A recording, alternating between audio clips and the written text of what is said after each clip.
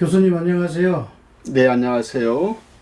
최근 들어 국민의힘에서 경기도 김포시를 서울시에 편입시키겠다고 하여 수도권이 시끄러운데 김원기 교수님께서는 이 문제를 어떻게 보고 계시는지 말씀해 주시죠. 네, 안녕하세요. 신한덕 행정학과의 김원기입니다. 지금 전국이 이 문제로 떠들썩합니다.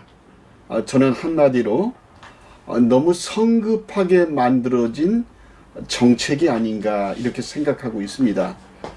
지방행정구역의 개편과 이러한 그 지방균형 발전과 관련된 행정구역 개편의 문제를 단순하게 생각해서는 안 된다는 사실이죠. 이 잘못된 그 준비된 정책이 지방균형 발전과 국토균형 발전에 엄청난 저해가 된다는 것입니다. 어쩌면 이러한 단순한 생각이 잘못된 정책이 되어서 만들어지게 된다면 결국은 지방 소멸의 원인이 될 수도 있습니다. 또한 이것을 더 크게 자세히 들여다보면 주민 갈등의 원인이 될 수도 있습니다. 옛말에 이런 말이 있습니다. 빨리 뜨거워진 방은 빨리 식어버리지만은 천천히 차분하게 오랫동안 달구어서 뜨거워진 온돌방은 서서히 식게 된다. 다시 한번 이 말씀을 제가 강조하는 것은 서서히 차근차근 정확하게 준비를 해야 된다는 사실이죠. 결코 선거를 위한 일회용 그러한 그 정책이 되어서는 아니 된다는 겁니다. 먼저 이 김포시가 서울시로 편입되는 가장 큰 주된 원인은 교통난에 대한 문제였죠. 이 김포시에서 서울시로 출근하는 사람들이 교통 대란이 일어나서 어려움을 많이 겪게 되었습니다. 그래서 경기도에서도 이 문제를 해결하기 위해서 지하철 5호선과 9호선을 중앙정부에 견의해서 애차를 면제시켜달라, 또 지하철 5호선과 9호선을 연장시켜달라고 수차례 건의를 했었습니다. 그런데 중요한 것은 김포시라는 것은 경기도의 김포시인데 서울시에 편입하게 되면은 서울시 김포구가 되겠죠. 그렇다면은 이 5호선이 연장이 될 때 이제는 광역철도가 아닌 도시철도가 된다는 거죠. 서울시에 편입이 되었기 때문에. 그렇게 된다면은 이 지하철 5호선이 광역철도일 경우에는 그 기초단체가 총 사업비의 15%를 부담하게 되었는데 이것이 서울시 김포구가 되었을 때는 이제는 상황이 달라져서 이 총 사업비 50%를 김포구가 분담한다는 사실입니다. 또한 그동안 김포시가 가져왔던 농어촌 전용에 대한 다른 그 대학 입시라든가 수많은 혜택들이 이제는 없어지게 되는 겁니다. 또 기초단체의 세수가 되는 재산세, 자동차세 이러한 것들이 많이 바뀌게 되고 특히 재산세가 50%가 줄어들기 때문에 이 50%를 서울시에 상납해야 되는 그런 상황이 됩니다. 이렇게 되다면은 경기도 김포시의 재정 상태와 서울시 김포구가 되었을 때에 이 기초자치단체의 재정 상황은 여러모로 달라지게 될 겁니다. 또한 중요한 것은 경기도 김포시일 경우에는 김포시는 성장 관리구역입니다. 그런데 서울시 김포구가 되었을 때는 과밀 억제 구역이 되어서 이 김포시의 김포구를 개발하는데 성장하는데 많은 걸림돌이 될 것입니다. 또한 세 번째 저는 안보상의 문제를 말씀드리고 싶습니다.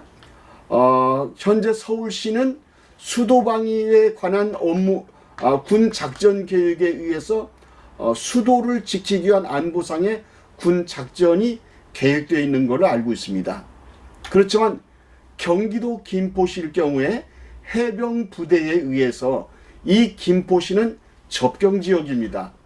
그래서 이 접경 지역을 지키는 이 안보의 현실이 이제는 서울시가 면적이 확대되어서 접경 구역에 한 국가의 수도 서울이 있다는 것은 군사 작전상으로도 많은 문제가 있을 수가 있는 거죠. 최근 들어서 SBS 보도를 보니까 리얼미티 여론조사에서 경기도민의 66.3%가 김포시의 서울 편입을 반대한다는 그런 여론이 있었습니다. 이러한 종합적인 상황을 볼 때 앞으로 김포시가 서울시에 편입이 되려면 경기도 의회, 서울시 의회, 김포시 의회의 동의를 받아야 하는데 과연 이러한 동의받는 의회 과정이 순조롭게 잘 진행이 될 수 있을까? 저는 그렇게 이것이 쉬운 문제는 아니라고 생각합니다. 어쨌든 이 메가시티 서울로 인해서 그동안의 김포시만의 문제가 아니라 최근에는 구리시, 하남시, 고양시, 광명시 이렇게 서울시 편입을 주장하는 경기도의 기초단체가 늘어나게 되면 앞으로 이것은 중앙정부의 정책인 자치분권 시대와 지방분권 시대에 어긋나는, 다시 말해서 자치분권과 지방분권이라는 시대 정신에 어긋나는 그런 정책이 될 수 있다고 저는 말씀을 드리고 싶습니다. 김포시의 서울시 편입은 단순하게 김포시 하나만의 문제가 아니고 김 교수님께서 경기도 의원 3선 기간 중 중점적으로 활동했던 경기 북부 특별자치도 설치까지도 영향을 주게 됩니다. 그래서 빨간불이 켜지게 되어지는데 문제가 되지 않을까요? 네, 문제가 되고 있죠. 그동안 저희 경기도와 경기 북부 지역에서는 수많은 분들이 또 정치권에서 북부에 있는 많은 시민단체들이 경기 북도 설치, 경기 북부 특별자치도 설치를 위해서 그동안 30년 넘는 시간을 준비해오고 고생을 해왔습니다. 그런데 지난 추석 이후 어느 날 갑자기 김포시가 서울시에 편입되어야 한다는 그러한 모 정당의 주장에 의해서 지금 경기 북도 설치가 빨간 불이 들어온 것은 사실입니다. 저희 경기 북부 지역은 그동안 반세기 이상을 군사시설 보호 규제와 상수원 보호 규제, 또한 수도권 정비법 규제, 이러한 여러 가지 중첩된 규제로 인해서 재산상의 불이익도 받아왔고 여러모로 지역이 균형 발전에 어쩌면 후퇴했던, 성장하지 못하고 멈춰있는 그런 상황이라고 표현을 해도 과언이 아닐 것입니다. 그 경기 북부의 도로 보급률을 보면 전국 최하위입니다. 이러한 여러 가지 많은 그 상황과 원인 때문에 30년 넘게 경기 북부 지역 주민들은 경기 북부에 분도를 원해왔었죠. 저도 삼선 경기도원으로 활동하면서 지난 2020년 10월 20일 날 제가 개인 발의한 경기도 북부 지역에 조속한 분도 시행 촉구 결의안을 우리 경기도의원님들의 80% 이상의 찬성을 받아서 통과를 시켰죠. 또 이 지역의 국회의원이신 김민철 국회의원님께서도 당선이 되자마자 2020년 6월 10일 날 1호 법안으로서 경기 북부 특별자치도 설치 등에 관한 특별 법안을 대표 발의해서 현재 진행이 되고 있죠. 또한 김민철 의원님과 많은 분들은 이 경기 북부 설치를 위해서 경기도의 남부구를 오고 가면서 공청회를 했고 또한 낡은 규제를 해제를 시켜서 신성장 동력을 만들기 위해서 노력을 했었습니다. 어쨌든 이러한 여러 가지 문제들이 있는데 특히 이제 경기도는 1,400만이 넘는 많은 인구가 몰려 있습니다. 이러다 보니까 경기도의 행정이 너무 커진 거죠. 그렇다면 경기 북부만 따로 특별자치도로 분리되면은 너무 왜소하지 않나, 이렇게 재정 사립도나 여러 가지 문제에서 문제가 많지 않나 말씀하시는 분이 계시는데 그렇지는 않습니다. 만약에 이 경기 북부 지역이 특별자치도로 설치가 된다면은 경기 남도가 1,000만 인구가 될 겁니다. 서울특별시가 약 900만이 될 거고요. 세 번째로 경기 북부 특별자치도가 380만의 인구가 됩니다. 그 다음이 부산광역시, 인천광역시 순서가 되는 거죠. 이러한 형태로 볼 때 인구 380만이라는 경기 북부 특별자치도는 여러 가지 많은 메리트를 가지고 있습니다. 그래서 김동연 경기도지사께서는 경기 북부 지역을 각종 규제를 완화시키고 인프라를 구축하고 투자 유치를 확대화시킨다면 경기 북부 특별자치도는 대한민국 경제 성장률의 연평균 0.3%의 성장을 가져올 거라고 지난 얼마 전에 그 연구조사에 의해서 발표를 했었죠. 이러한 경기 북부는 앞으로도 많이 성장할 수 있는 그러한 무한한 잠재력을 가지고 있습니다. 행정적으로 볼 때도 현재 경기도청 북부청사가 의정부에 준비가 되어 있습니다. 또 경기도교육청 북부청사, 경기 북부 지방경찰청, 또 경기 북부 소방재난본부, 그 다음에 의정부에 있는 법원과 검찰, 많은 행정구역과 행정 그 시설들이 이미 경기 북부 지역 권역을 따로 별도로 움직이면서 집행하고 있기 때문에 머지않아 경기 북부 특별자치도가 설치된다 해도 행정상의 큰 어려움은 없을 거라고 저희들은 생각하고 있습니다. 어쨌든 이 경기 북부 특별자치도가 메가시티 서울에 의해서 경기도가 분산이 되고 자치 지방 균형이 깨져버리는 그러한 문제가 발생되지 않도록 현재 국회에 계류 중인 경기 북부 특별자치도 설치되기에 관한 이 특별 법안이 21대 국회가 만료되기 이전에 반드시 통과가 되어서 우리 380만 경기 북부 지역 주민들이 염원했던 경기 북부 특별자치도가 이번 21대 국회 안에 반드시 만들어질 수 있도록 전 국민의 관심과 격려와 성원이 필요하다고 생각합니다. 네, 지난 추석 이후에 의정부 지역에서 의정부시 재정이 어려워서 공무원 월급 주기도 어렵다고 하는데 어떤 상황인지 말씀해 주시죠. 예, 제가 직접 우리 시 행정을 하는 사람은 아닙니다만은 그동안 여러 언론 보도와 또 시 집행부와 시의회에서 진행된 과정을 보면은 시의 재정이 어려운 것이 사실입니다.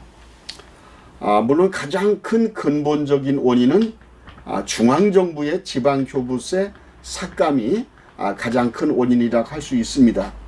그런데 중요한 것은 여기에서요, 모든 행정은 예측 가능하다는 겁니다. 경기도에 31개 시군이 있습니다. 모든 31개 시군이 어렵겠지만은 의정부시만큼 어렵지는 않는 것 같습니다. 그래서 이 예측 가능한 재정에 대해서 우리 의정부시가 발빠르게 좀 더 대처했더라면은 월급 주기도 어렵다, 이런 말은 나오지 않았을 겁니다. 또 이 문제 때문에 2022년도 작년도에 의정부시 시의회에서도 많은 의원님들이 앞으로 시 재정이 어려워질 것이다, 그래서 거기에 걸맞는 만반의 준비를 해야 된다라고 강조를 해왔습니다. 그런데도 우리 시 집행부가 발빠르게 여기에 대해서 대처하지 못한 것은 안타깝다고 생각이 되네요.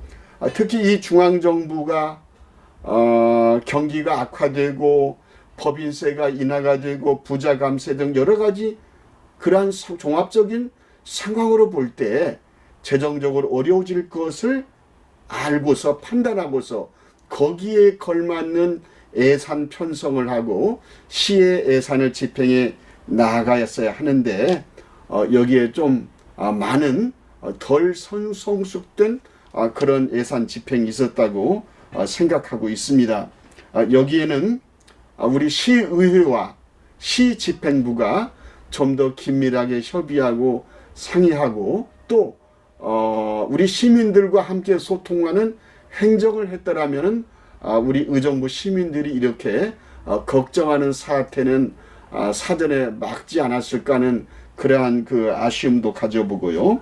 어쨌든 그동안에 우리 시에서는 선심성 예산 낭비에 각종 축제와 사업을 벌여왔던 것도 사실입니다. 의정부시에 연관이 없는 아시아 모델 페스티벌이라든가 여러 가지 각종 축제 이러한 것들로 소모성, 선심성 예산으로 예산을 낭비했던 것도 사실입니다. 또 비효율적인 행정의 조직 확대를 가져왔죠. 시의 산하기관인 공공기관인 예를 들자면은 의정부시 문화재단이라든가 청소년재단에 비효율적인 간부 조직을 늘려가지고 재정에 물론 뭐 그것이 주된 원인은 아니지만 그러한 문제까지도 꼼꼼하게 살폈어야 하는데 이러한 노력이 시집행부가 부족했다고 생각합니다. 어쨌든 우리 시에서도 중앙정부의 이러한 세수 감소를 미리 예측하고 지방재정 및 교부금을 확충하기 위해서 단체장과 공무원들은 세일즈 행정을 해야 합니다. 중앙정부를 찾아가고 국회의원을 찾아가고 경기도를 찾아가서 어떻게 하면은 의정부시의 시세를 교부금을 확충할 것인가 여기에 대한 부단한 노력을 조금이라도 했더라면은 의정부 시민들이 의정부 시청에서 우리 공무원들 월급도 주지 못할 그런 상황이 물론 그럴 일은 없겠지만은 온다라고 걱정하는 사태는 없었을 것입니다. 어쨌든 지금이라도 이 난국을 타개하기 위해서는 우리 시장을 비롯한 많은 간부 공무원들도 지금까지 미온적인 행정에서 이제는 적극적인 행정으로 대처를 해야 합니다. 이 시 재정 위기가 단순한 행정적 위기가 아닌 어쩌면 우리 시의 재난에 상응하는 그런 위기라는 엄연한 그 현실을 인정하고 거기에 걸맞게 정말 우리 시 재정 확충을 위해서 노력할 그런 그 노력이 필요하다 이렇게 말씀드리고 싶습니다. 예, 의정부시의 열악한 재정으로 인해서 의정부시 복지시설 및 복지 예산, 사회단체 예산, 체육단체 예산 등 관련 예산이 50% 삭감되었다는 소문이 돌고 있습니다. 여기에 대한 대안은 있나요? 예, 중앙정부도 살림살이를 잘해야지만은 기초단체인 시군구도 살림살이를 잘해야죠. 저희들이 예산 집행을 할 때 이런 표현을 써요. 적재적소가 최고의 지향점이다. 적재적소. 꼭 필요한 곳에 꼭 필요한 만큼의 예산을 써야 한다. 물론 예산 편성권은 시 집행부에 있고 이 편성한 예산에 대해서 검토하는 것은 시의회의 몫입니다. 우리가 이런 말이 있습니다. 무심코 연못에 던진 돌멩이 하나가 연못에 있는 개구리가 맞아서 죽을 수도 있다. 이 예산 편성이 조금 우리 시 전체적인 현황이라든가 사회적 약자라든가 시 발전을 위한 단계별 기간 사업이라든가 이러한 것을 꼼꼼하게 잘 살펴서 정말 예산 편성을 잘한다면은 그러한 사회적인 빈틈과 누수가 발생이 되지 않겠지만은, 그러나 자칫 우리가 무심코 지나가 버린 그 예산 편성으로 인해서 우리 시의 복지의 사각지대에 누수가 발생한다면 이것은 엄청난 피해와 타격으로 돌아올 수가 있습니다. 특히 아직 확정되지는 않았다고는 합니다만은 우리 그 사회복지시설이나 복지예산, 시민단체, 사회단체, 체육단체 이러한 예산이 만약에 50% 삭감이 된다면 여기에는 엄청난 타격이 있을 수가 있습니다. 예를 들자면 2023년도 우리 시에 크게 7개의 사회복지관이 있습니다. 의정부 종합복지관, 그 다음에 장애인 종합복지관, 신곡복지관, 녹양복지관, 고산복지관, 이런 여러 송산복지관, 많은 그 복지관 중에 7개의 복지관 예산이 약 74억 정도로 합니다. 그런데 이 74억 정도의 예산 편성을 보면은요, 74억의 90%가 인건비이고 10% 정도가 사업비입니다. 그렇다면은 이 복지시설들에게 일률적으로 50%를 삭감하게 된다면은 결국은 인건비가 없어지게 되는 거죠. 인건비가 없어지게 된다면 이 복지관 내에서는 구조조정을 해야 합니다. 구조조정을 하게 되면은 그동안 사회복지관에서, 사회복지실에서 정말 음지에서 고생하며 어렵게 일했던 우리 사회복지 종사자들이 하루아침에 일자리를 잃어버린 실업자가 되어서 길바닥에 앉을 수도 있는 그러한 상황이 발생할 수도 있습니다. 그렇기 때문에 50% 삭감이라는 것은 있을 수 없다. 우리가 예산을 좀 더 꼼꼼하게 잘 살펴보고, 아까도 말씀드렸던 적재적소, 조금은 낭비성이 있는, 또 중복되고 있는, 예를 들자면은 업무 추진비라든가 해외 출장비, 우리 직원들의 복리 후생비, 각종 연구 용역, 시급을 요구하지 않는 신규 사업, 또 시산하 공공기관의 사업에 중복된 사업의 통폐합, 또 우리 시에는 각종 위원회가 있습니다. 이 필요치 않는 위원회의 횟수를 줄이고 위원회 수당을 줄이고, 이러한 엄청난 피눈물 나는 우리 공무원들의 노력으로 인해서 시 재정을 편성을 잘 편성해서 이러한 우리 복지시설 종사자들과 체육단체라든가 결국 이러한 사람들이 피해를 보지 않기 위해서는 가장 중요한 것은 적재적소에 필요한 예산을 시 집행부에서 편성해 주시고, 우리 시의회에서는 정말 사회적 약자인 우리 사회의 어두운 구석구석에서 정말 필요한 그 사람들에게 예산이 사라지지 않도록 그들을 대변할 수 있는 그러한 예산 편성을 감시하는 그런 그 기능을 우리 시의원님들께서 잘 해주셔야 한다고 생각합니다. 어쨌든 사회복지 서비스에 사회복지 예산이 줄어들게 되면 사회복지 서비스의 질이 떨어지게 되는 거죠. 종사자의 숫자가 떨어지고, 이러한 것들을 우리는 너무 쉽게 생각해서는 안 됩니다. 일률적으로 50% 삭감한다. 이것은 대한민국 헌법 제34조 1항에요. 국가는 사회보장과 사회복지 증진에 노력할 의무가 있다고 했습니다. 권장사항이 아닌 이 복지 증진에 관한 것은 의무입니다. 이 의무를 저버린다면 우리 의정부시는 사회복지 인력의 부족으로 인해서 공적인 돌봄에 누수가 발생할 수도 있습니다. 이러한 어려운 문제를 해결하기 위해서는 우리 47만 의정부 시민과 우리 공직자와 모든 의정부 시민들이 하나가 되어서 고통 분담을 함께 나누면서 지방세를 확충하기 위해서 노력을 하고 시민의 혈세인 이 세금이 낭비되지 않도록 우리 시 집행부 공무원과 우리 그 각종 시설에 종사하는 종사자들 또 시민단체 함께 노력해 주셔야 된다고 저는 생각하고 있습니다. 어쨌든 지방재정은 중요합니다.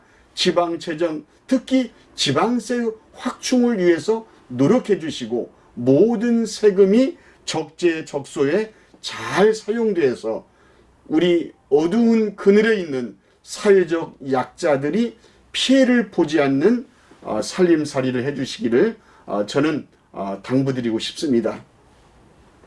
예, 끝으로 삼선 경기도 의원을 역임하시고 1,400만 경기도의 부의장까지 역임하신 행정학 교수 우리 김원기 교수님께서는 성공한 지방자치 기초자치가 되기 위해서는 어떤 노력이 필요하다고 생각하는지 말씀해 주시죠. 예, 뭐 정답이 딱 이거다라고 말씀드리긴 그렇습니다만은 저는 성공한 지방자치 기초단체가 되기 위해서는 많은 노력이 필요합니다. 저는 민주주의 사회에서는 절대 편가르기가 없는 그러한 통합의 리더십이 필요하다고 생각합니다. 민주주의는 다양성이 있습니다. 서로가 다른 다름을 인정하고 다양성을 하나로 통합되는 통합의 리더십이 필요합니다. 제가 좋아하는 말 중에 해불양수라는 말이 있습니다. 바다는 모든 것을 거부하지 않고 다 받아들인다. 이 산에서 흘러내려오는 계곡에서 흘러오는 맑은 시냇물이 있습니다. 공장에서 나오는 폐수도 있을 수가 있습니다. 각 가정에서 버리는 오수가 있을 수도 있습니다. 이러한 물들이 강에 모여들죠.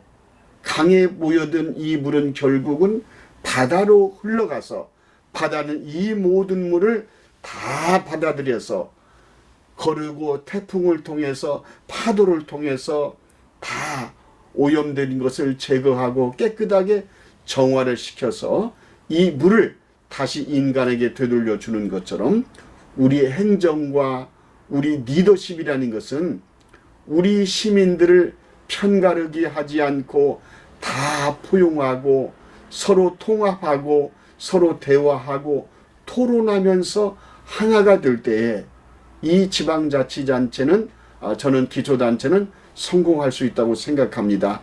47만 시민의 한 분 한 분의 목소리를 정말 겸허하게 받아들이고 시민을 섬기는 행정으로 통합의 리더십으로 정말 의정부시를 이끌어간다면 의정부시는 지금 이 어려운 재정의 위기와 행정의 위기를 잘 극복하고 시민이 행복한 그러한 시를 만들 수 있다는 그런 말씀을 드리고 싶습니다. 예, 감사합니다. 오늘은 여기까지 듣겠습니다.